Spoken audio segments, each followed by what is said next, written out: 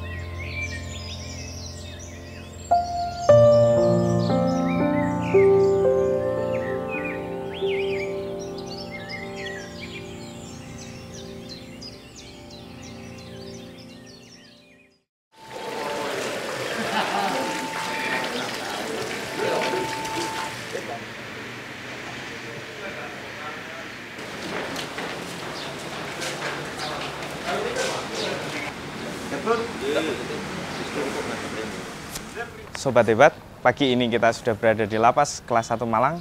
Di belakang saya, warga binaan sedang apel untuk persiapan berangkat menuju sarana asimilasi dan edukasi. Yuk kita cek persiapannya. Selamat pagi Pak. Pagi. Pak Ramlan. Siap, Pak Ramlan di sini sebagai apa Pak? Saya Karupam. Karupam. Untuk jaga dinas pagi mulai jam 6 pagi sampai jam 1 siang.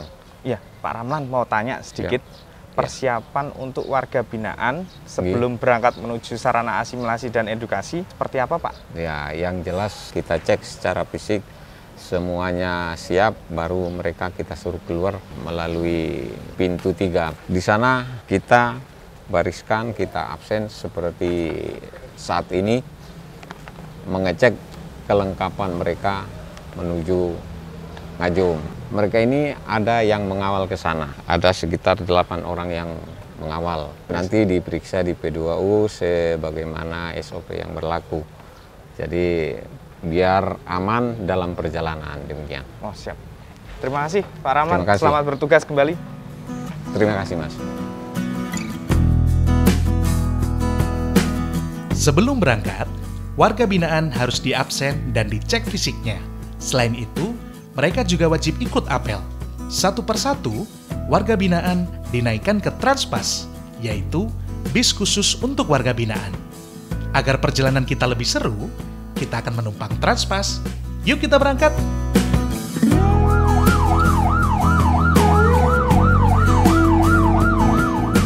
Selama perjalanan, saya banyak ngobrol dengan Bapak Sodikin. Dia adalah warga binaan kasus narkoba. Dia mengaku sangat senang bisa mengikuti pelatihan bercocok tanam di sarana asimilasi dan edukasi Lapas Kelas 1 Malang. Transpas milik Lapas Kelas 1 Malang ini tergolong merupakan kendaraan yang cukup nyaman, tidak kalah dengan kendaraan umum di luar sana. Hal ini menunjukkan bahwa pihak Lapas Kelas 1 Malang juga mempunyai komitmen untuk membuat warga binaannya nyaman berada di dalam kendaraan yang akan diberangkatkan ke sarana asimilasi dan edukasi di Ngajum. Karena perjalanan masih agak panjang, saya akan memanfaatkan waktu untuk istirahat sejenak. Ngomong-ngomong soal perjalanan ke Ngajum cukup seru loh. Jalannya naik turun dan kadang-kadang sedikit terjal. Namun, suasana kekeluargaan di dalam bis membuat saya sangat menikmati perjalanan ini.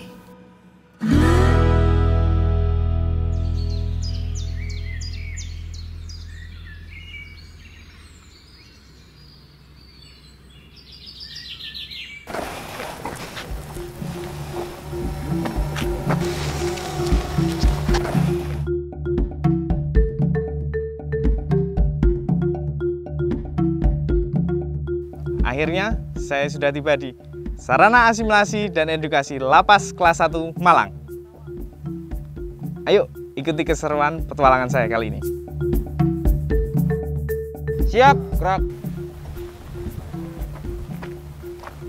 Selamat pagi. Selamat pagi. Mas, kita kan udah sampai di Sarana Asimilasi dan Edukasi Lapas Kelas 1 Malang ya, di Ngajum. Mas Kuatno ini sendiri di sini sebagai apa sih, Mas? Saya ini sebagai penanggung jawab terhadap pekerjaan dan keamanan anak-anak. Semua peralatan, semua kebutuhan material, saya yang memonitor. Mereka perlu apa, material apa, tidak luput dari keselamatan dan kesehatan mereka. Karena mereka udah bekerja luar biasa, semangatnya luar biasa. Dari kami adalah perhatian, timbal baliknya. Selamat pagi. Baik, terima kasih atas semangatnya. Seperti biasa, target kerja harus terselesaikan. Iya Mas, ini kan udah selesai berdoa. Setelah ini berarti langsung dibagi ke posnya masing-masing? Betul. Setelah ini mereka ganti baju, sarapan, terus ke posnya masing-masing. Setelah itu Mas, setelah mereka berada di tempat kerja atau posnya masing-masing, untuk pengawasannya? Pengawasan kita fleksibel, tidak seperti high risk, karena mereka sudah jinak semua. Satu itu, keduanya kepercayaan, saling percaya. Siap.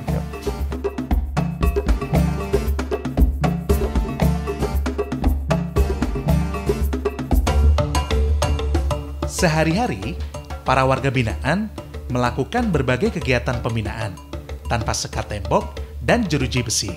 Suasana di sarana asimilasi dan edukasi ini benar-benar nyaman.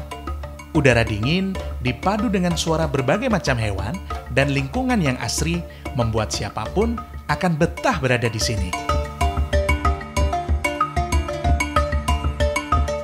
Kementerian Hukum dan HAM ingin menawarkan sebuah konsep alternatif pembinaan bagi pelanggar hukum melalui sarana asimilasi dan edukasi ini. Perencanaan pembangunannya sudah dimulai akhir tahun lalu di atas lahan seluas 22 hektar. Dirjen Pemasyarakatan, Kanwil Kemenkumham Jatim, serta Lapas Malang mulai melakukan revitalisasi dan alih fungsi lahan. Lahan yang awalnya tidak produktif dimanfaatkan untuk berbagai sarana pembinaan. Hampir seluruh pengerjaannya melibatkan warga binaan.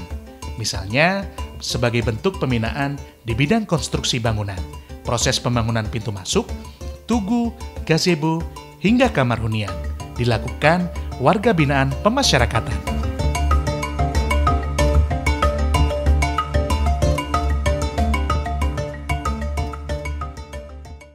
Pak izin, saya izin ngobrol dulu sebentar.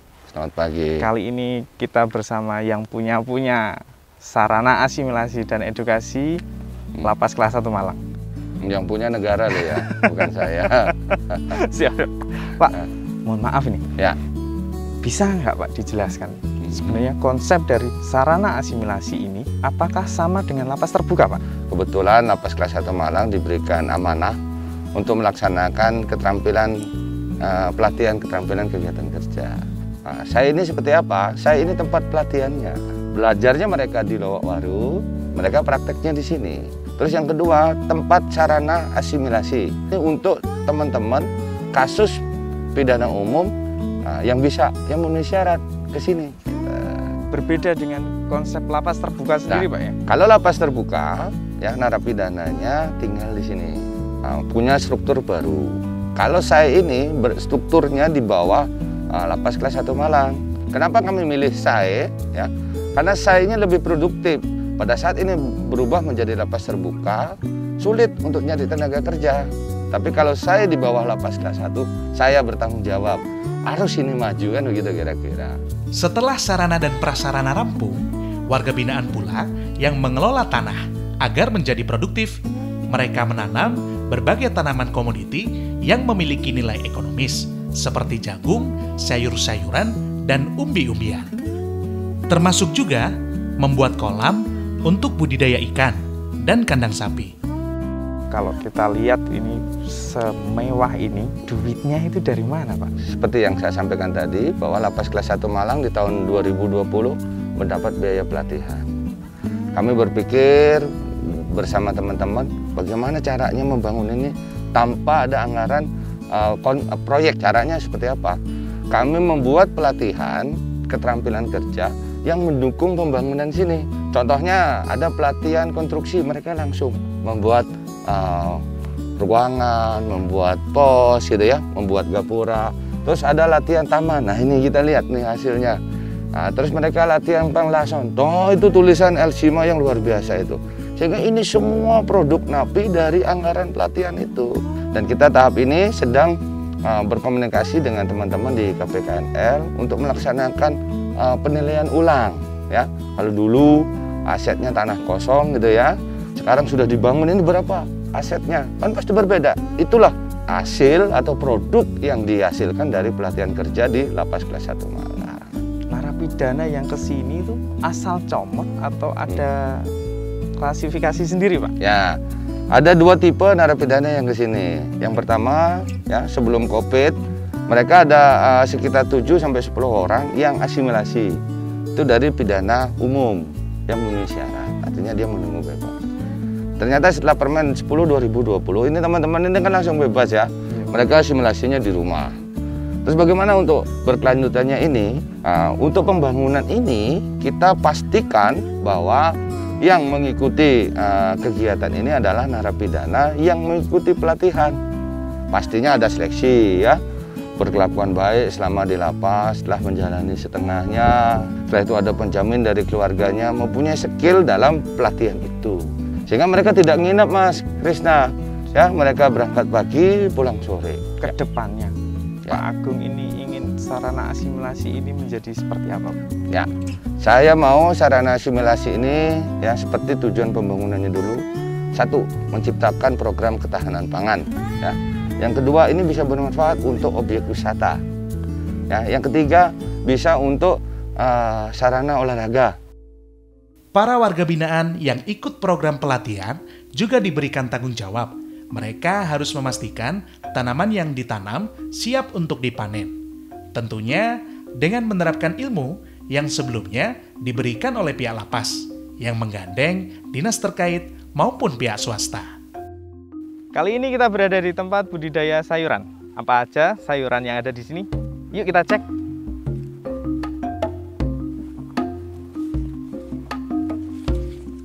Mas, Ya, Pak. apa kabar? Baik, Pak. Apa ini, Mas? Terong, Pak. Terong. Terong jenis apa, Mas? Terong hijau. Bagaimana untuk perawatan sendiri, Mas, di sini? Ya, harus sering membersihkan rumput. Rumput-rumput. Ngasih pupuk kandang sama Rumput-rumput ini, Mas, ya? Ya, Berarti ini harus dicabuti. bersihkan, ya. Kenapa, Supaya Mas? tidak- Pengaruhnya supaya tidak ke mengganggu pertumbuhan. ini sampai umur berapa sehingga bisa layak untuk dipanen, Mas? Ini sudah 1 bulan. Nunggu sampai berapa bulan lagi? Ya, ini sudah panen. Saya cabut, Mas, ya. Ya, Wah, terongnya besar. Kira-kira, Mas, ini kalau dijual 1 kilonya berapa, Mas, ya? kira-kira 8.000 8.000. 1 kilo. Selain terong, ada berbagai jenis sayuran di sini. Ada cabai, tomat, sawi, dan sayuran lainnya. Setelah sayuran, saya akan melihat proses perawatan bibit kopi. Rencananya, kopi akan jadi salah satu produk unggulan di sarana asimilasi dan edukasi Elsima. Mas Ulis, Pak, Saya kali ini bertemu dengan Mas Sulis yang bertanggung jawab di bidang kopi. Mas, bibit ini mau dibawa kemana, Mas? Taruh di bawah, dikumpulin, Pak. Jenis apa ini, Mas? Jenisnya ada 2, Arabica dan Robusta ini, Pak. Arabica dan Robusta. Mau ditanam langsung atau gimana? Dikumpulin dulu, baru besok ditanam. Jumlahnya, Mas? 1.500 bibit, Pak. Untuk menanam kurang lebih ya hampir semingguan ini, Pak. Rencananya di sebelah mana, Mas, ini ditanam? Tanam sebelah sana ini, Pak. Dari Oh. sini yang ke bawah itu. Yang baru itu, Mas, ya? Ya, yang baru itu. Tak lengkap rasanya petualangan ini tanpa terjun langsung. Kali ini saya akan mengikuti Bapak Rohiat untuk mencari makanan buat sapi dan saya sendiri.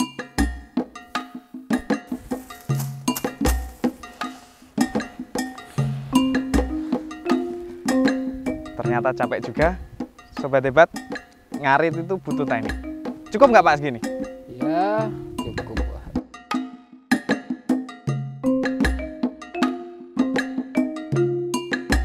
Langsung sini aja ya? Ya,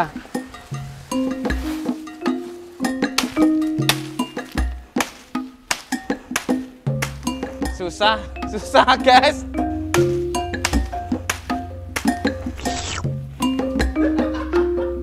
Saya mau dijilat, sobat. Ini Ya. penggemukan atau bagaimana? ya penggemukan sama biar beranak, Pak. Biar beranak. Iya, sudah ada yang beranak, Pak. 1 yang ini. Berarti memang sapi di sini sudah menghasilkan, Pak, ya? Ada belasan sapi yang diternak di sini. Sebagai sapi potong, sapi berjenis ungole ini merupakan jenis sapi yang dimanfaatkan dagingnya. Pihak Elsima berencana menambah jenis sapi yang menghasilkan susu agar lebih beragam. Oke, Sobat Hebat, itu tadi gambaran bagaimana peternakan sapi di sarana asimilasi dan edukasi di Lapas Kelas 1 Malang. Selanjutnya kita akan ambil pohung. Bagi Sobat Hebat yang belum tahu apa itu pohung itu sejenis singkong. Ayo kita ambil. Ternyata berat juga mencabut pohung. Keringat saya sampai bercucuran. Saat sang surya sudah berada di atas ubun-ubun, tiba saatnya bagi seluruh tim untuk rehat sejenak. Sebagai bentuk pembinaan kepribadian, warga binaan diizinkan untuk menunaikan ibadahnya.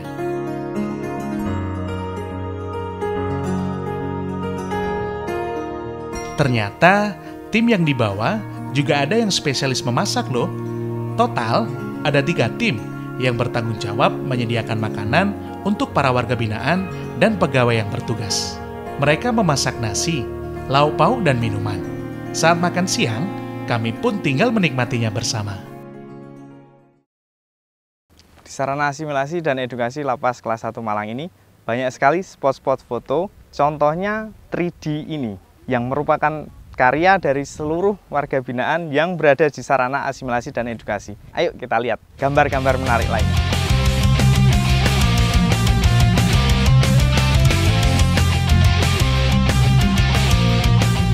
Sarana asimilasi dan edukasi ini juga memiliki wahana untuk olahraga sekaligus rekreasi. Masyarakat pencinta olahraga ekstrim bisa mencoba trek sepeda yang bisa memicu adrenalin. Sobat Hebat, kita sedang bersama rekan-rekan dari Ghost Prison Bag. Kali ini Ghost Prison Bag akan coba trek di sarana asimilasi dan edukasi yang berada di Ngajum ini. Trek di sini ada berapa, Mas? Di sini ada 2 trek, Mas. Ini trek 1 dan yang sebelah sana itu trek 2. Untuk tingkat kesulitannya sendiri, trek 1 sama trek 2, bedanya?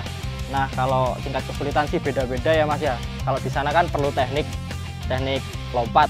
Kalau di sini teknik turunan gitu. Saya boleh ikut nyoba nggak, Mas, treknya? Oke, ayo. Pinjem sepedanya ya, tapi? Oke, boleh. Oke, Sobat Hebat, saya dipinjami sepeda kali ini. Saya akan mencoba. Minta doanya ya, Sobat. Pakai helm dulu, Mas. Oke, sarung tangan. Kok basah, Mas, ini, Mas? Ini basah loh, Mas. Belum saya apa-apain loh, Mas, ini.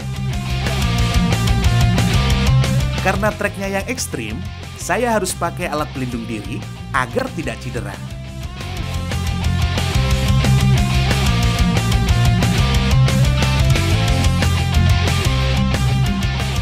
Saya sendiri mencoba trek sepanjang 1 km ini bersama klub goes yang beranggotakan pegawai lapas yaitu Ghost Prison Bike.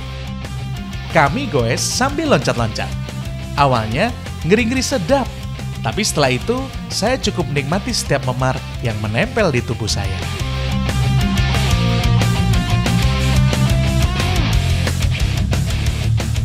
Setelah capek goes, tenggorokan saya jadi dahaga.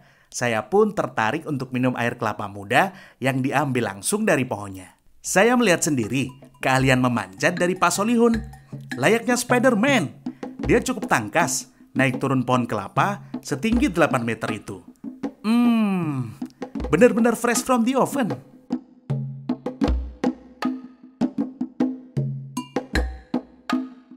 Baru saja dipetik dan bisa langsung dinikmati. Kita coba ya. Sangat segar meskipun tanpa es dan sirup. Bagi sobat hebat yang pengen nyoba bisa langsung ke sini. Di akhir petualangan saya, perut saya tiba-tiba lapar. Kayaknya enak nih makan pohon bakar. Sobat hebat, kita sudah sampai di penghujung petualangan kita kali ini. Dan yang terakhir kita akan makan pohon bakar. Pohon ini hasil bumi dari sarana asimilasi dan edukasi Elsima. Kita cek bagaimana cara membakarnya.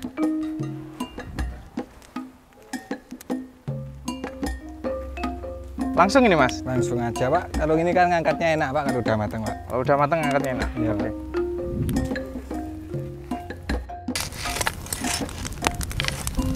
Kita tunggu gimana ya rasanya kira-kira. Oke, kita tunggu ya sobat. Kayaknya panas Mas.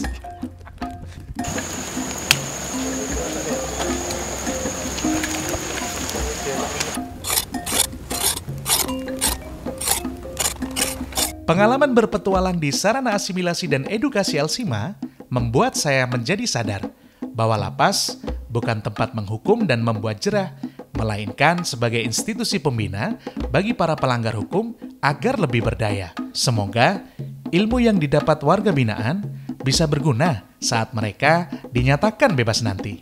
Kita doakan ya. Dadah!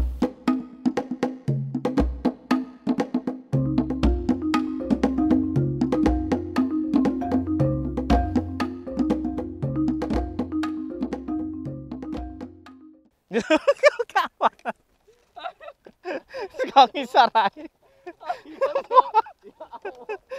Kau ngisar aja. Nah, kene apik iki. Kayak iso